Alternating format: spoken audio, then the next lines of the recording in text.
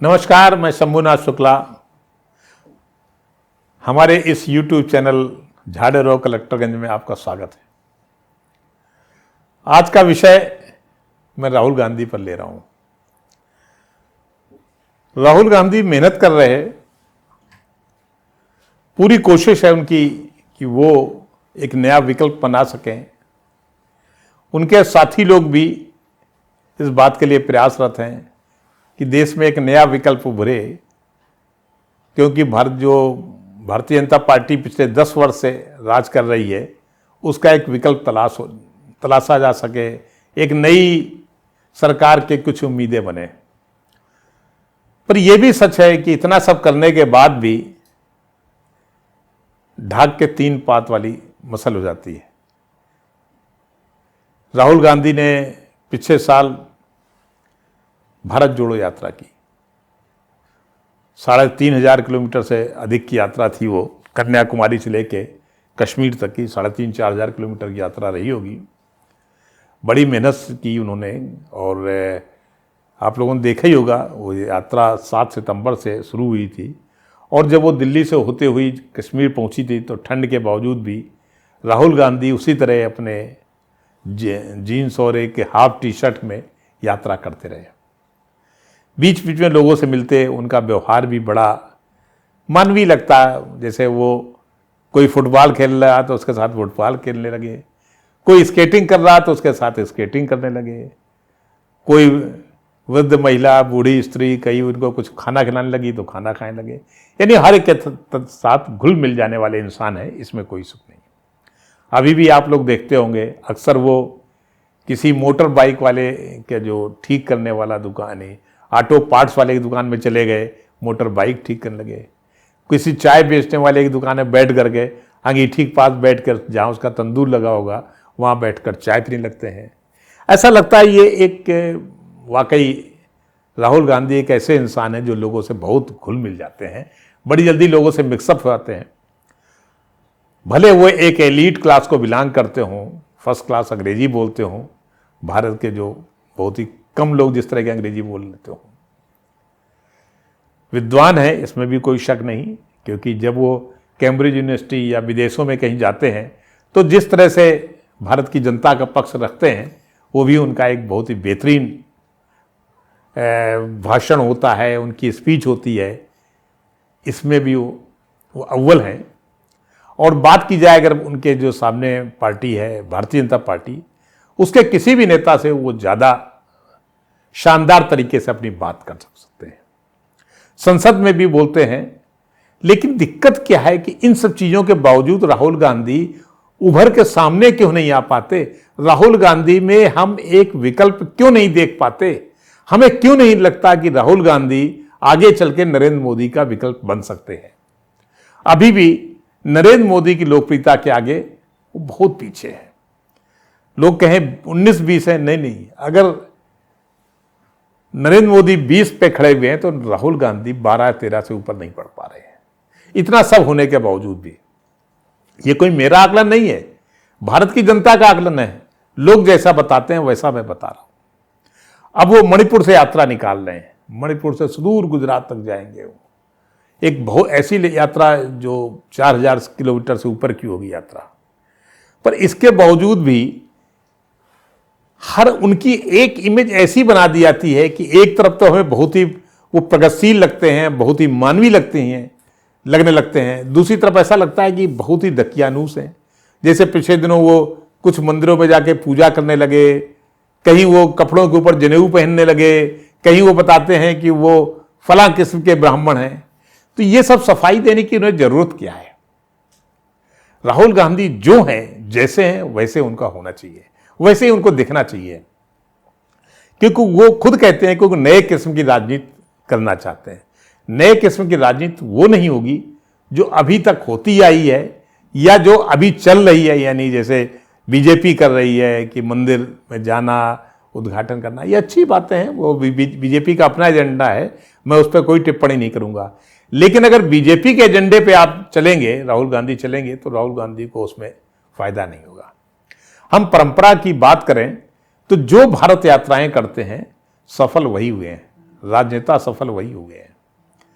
इसको हम और थोड़ा भारत के पौराणिक कथाओं की तरफ ले आते हैं। रामचंद्र जी यानी भगवान राम जी ने, हम कहते हैं, पहली यात्रा उन्होंने की थी जो उत्तर भारत से सुदूर दक्षिण तक गए थे और जाके लंका विजय की थी उन्होंने।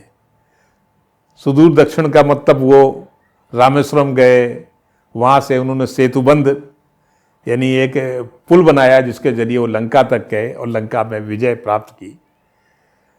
उसे कथा भी कह सकते हैं, मिथक भी कह सकते हैं, बहुत सारी बातें कल्पनाएं भी होंगी, लेकिन इसमें कोई शक नहीं कि राजा रामचंद्र ने या भगवान रामचंद्र ने, जब हम राजा कहते हैं तो भगवान में दोनों में दिक्कत होती है, भगवान में अलौकिकता होती है।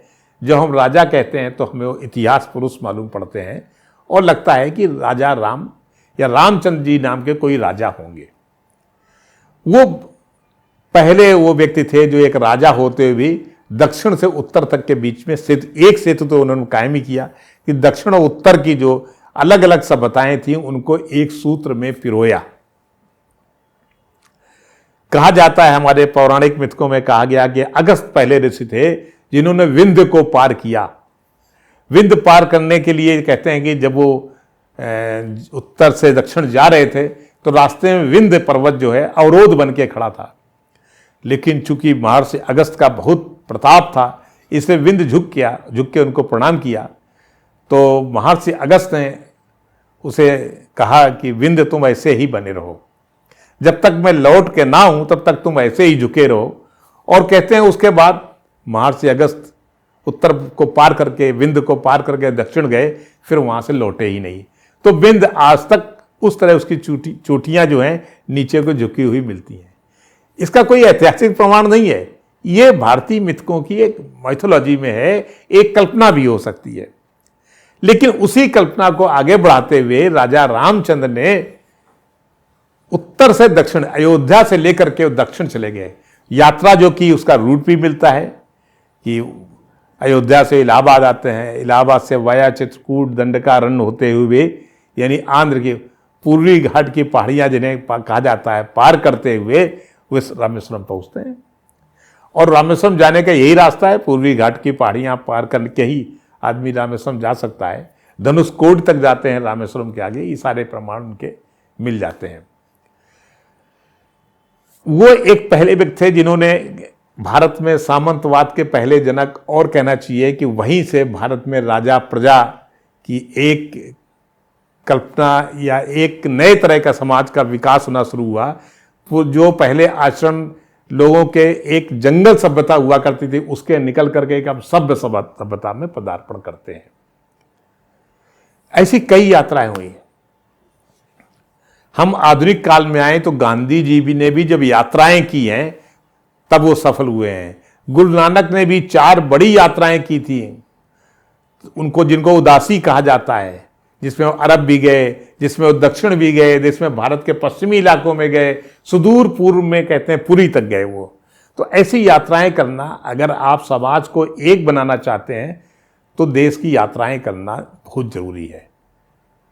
गांधी जी भी तब महान हुए जब उन्होंने चंपारण की यात्रा की और फिर उसके बाद उन्हें, जैसा गोखले ने कहा था कि आप हिंदुस्तान को घूमो, वो हिंदुस्तान घूमे और फिर घूम के उन्होंने हिंदुस्तान को समझा और उसके बाद उन्होंने अपना पहरावा, अपनी बोली तय की कि हम लोगों से घुलने मिलने के लिए इस तरह का लोगों से व्यवहार करेंगे, कैसे बोलेंगे, कैसे हम उनसे बातचीत करेंगे, और तब वो राजनीतिक रूप से सफल हुए। उसके बाद और चले आते हैं, चंद्रशेखर की यात्रा बड़ी मशहूर थी जो उन्होंने 1980-83 के दरमियान की थी। पूरा हिंदुस्तान यात्रा उनकी पैदल घूमे। और अब राहुल गांधी ने पिछले साल यात्रा की, भारत जोड़ो यात्रा, बहुत अच्छी यात्रा थी। लेकिन भारत जोड़ो यात्रा करने के बाद कोई बहुत तात्कालिक लाभ नहीं मिला उन्हें।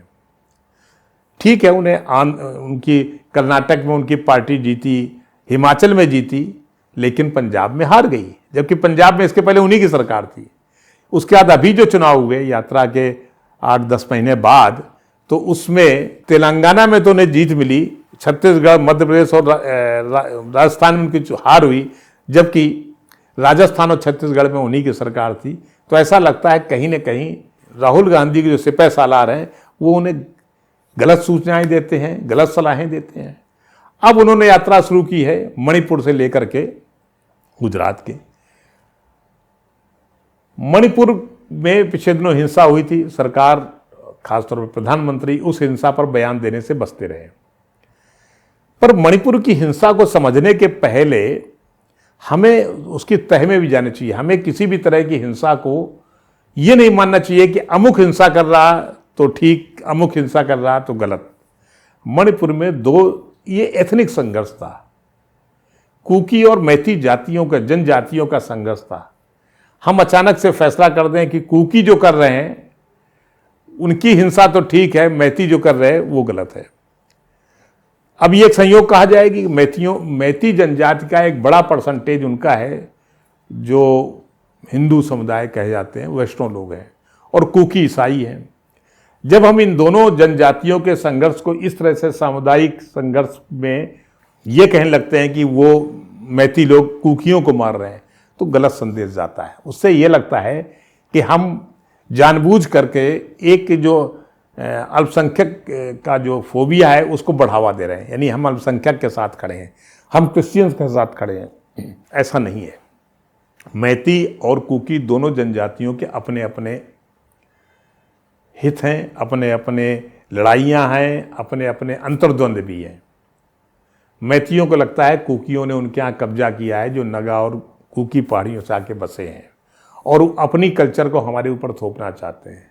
इसी तरह कुकियों को लगता है कि मैती अपने कल्चर थोपना चाहते हैं। इसको समझना चाहिए। जब हम राजनीति में आते हैं तो हमें एक टारगेट फिक्स करना चाहिए कि हमारी राजनीति सभी के लिए है, कोई पर्टिकुलर किसी समुदाय की राजनीति नहीं हम करेंगे। बीजेपी तत्काल हमला करती है कि राहुल गांधी की सारी राजनीति जो है वो अल्पसंख्यक केंद्रित है। अब वो मान लिए कश्मीर गए तो जाहिर है उनके यात्रा में मुसलमान शरीक होंगे, तो कहा जाएगा मुस्लिम तुष्टीकरण की राजनीति करती है। तो ये जो बीजेपी एक नैरेटिव सेट करती है कि कांग्रेस तुष्टीकरण राजनीति करती है, राहुल गांधी तुष्टीकरण की राजनीति करते हैं, इसको काउंटर करने के लिए उनके पास भी सेल है, उनका मीडिया, उनके पास भी सोशल मीडिया का सेल है, उनके पास भी एक से एक पढ़े लिखे लोग हैं। वो उसको काउंटर क्यों नहीं कर पाते? शायद उसकी वजह एक जो बड़ी महत्वपूर्ण वजह है जिसको सारे इंटेलेक्चुअल और सारे लोग खारिज कर देते हैं, वो है कि दुनिया भर में देखा जाता है कि जो समाज में पिछड़ा तबका रह गया है वो अपने पिछड़ने की वजह मानता है कि ये जो आगे बढ़ा हुआ तबका है ये हम पर अत्याचार करता रहा है। इसलिए हमें कोशिश करते रहना चाहिए कि हम हरदम आगे बढ़ करके वो जो पिछड़ गए समाज के लोग हैं उनको आगे लाने की कोशिश करें। अब राहुल गांधी पिछड़ी जातियों की बात तो करते हैं, दलित जातियों की बात तो करते हैं, लेकिन वो ये भूल जाते हैं कि इन सब के बावजूद उन्हीं के लोगों ने नरेंद्र मोदी की इसलिए अवहेलना की, इसलिए उन्हें हिकारत से देखा कि नरेंद्र मोदी के अनुसार उनके वो तो चाय बेचा करते थे। आप लोगों को याद होगा 2013 में ताल कटोरा में कांग्रेस का एक सम्मेलन हुआ था, तब कांग्रेस की सरकार हुआ करती थी, और वहाँ मणिशंकर अय्यर जो कांग्रेस के एक बहुत ही एलीट नेता हैं, पढ़े लिखे हैं, अंग्रेजी बोलने वाले नेता हैं, उन्होंने कह दिया कोई बात नहीं, ये जब नरेंद्र मोदी हार जाएंगे तो वो कांग्रेस की जो अकबर रोड में मुख्यालय की कैंटीन है उसको चलाने का ठेका दे दी जाएगा, क्योंकि वो चाय बेचते रहे और चाय ही बेचते रहेंगे। ये बात जनता को बुरी लगी। मुझे तो उसी समय लग गया था कि कांग्रेस ने अपने पाँव में कुल्हाड़ी मार ली। ये बात नहीं कहनी चाहिए थी। इससे ये मैसेज जाता है कि कांग्रेस एलीट क्लास की पार्टी है, गरीबों की या पिछड़ों की या वंचित लोगों की उसे कोई चिंता नहीं है। और पूरा का पूरा देखिए पिछले 10 साल में नरेंद्र मोदी इसी का लाभ उठा रहे हैं। जैसे वो उनका जो मुफ्त अनाज देने का, लगातार वो अनाज जो मुफ्त बांट रहे हैं पिछले कोरोना काल से, वो 80 करोड़ कहा गया था, 80 करोड़ गरीब हैं जिनको हम बांटेंगे। हालांकि अब उन्होंने ये योजना फिर बढ़ा दी है और अब ये 81.35 करोड़ हो गए हैं। तो ये उनसे पूछा जा सकता है कि भाई जब 80 करोड़ पहले तो अब कम होना चाहिए तो बढ़ कैसे गए, यानी गरीब भारत में बढ़ कैसे गए हैं, इसका कोई जवाब नहीं दे पाए, उन्होंने योजना बढ़ा दी। अब मैसेज जनता में ये गया कि वाकई नरेंद्र मोदी गरीब परवर हैं, गरीबों की परवाह करते हैं। कांग्रेस कभी भी इस तरह की चीज़ों को नहीं आगे ला पाई कि हम क्या करेंगे, हम गरीबों के लिए, उसने कहा तो कि हम गरीबों को इतना बांट देंगे, तभी लगता है कि वो नकल करके ऐसा कर रहे हैं, अपनी तरफ से पहल नहीं कर रहे हैं।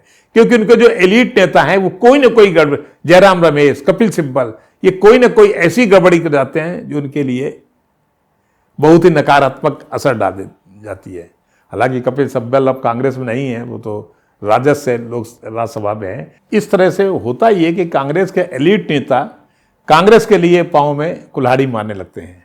इसका खामियाजा जो कांग्रेस का कहना चाहिए चेहरा है, भले मल्लिकार्जुन खड़गे उनके अध्यक्ष हों, लेकिन किससे नहीं पता कि कांग्रेस का चेहरा राहुल गांधी है।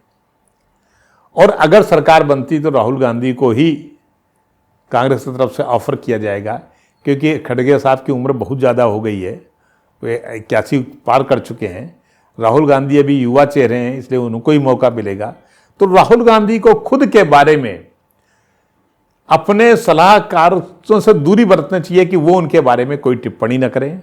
उनकी पहल बहुत शानदार है, वो अगर इसी तरह की यात्राएं करते रहे और यात्राओं से सीखते रहे तो निश्चित तौर पर राहुल गांधी आने वाले समय में देश के एक बड़े नेता होंगे।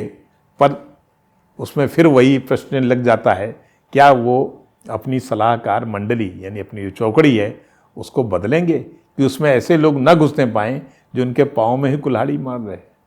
तो इन सब विषयों पर सोचना पड़ेगा। तो धन्यवाद मित्रों, हम फिर मिलेंगे अगले एपिसोड में।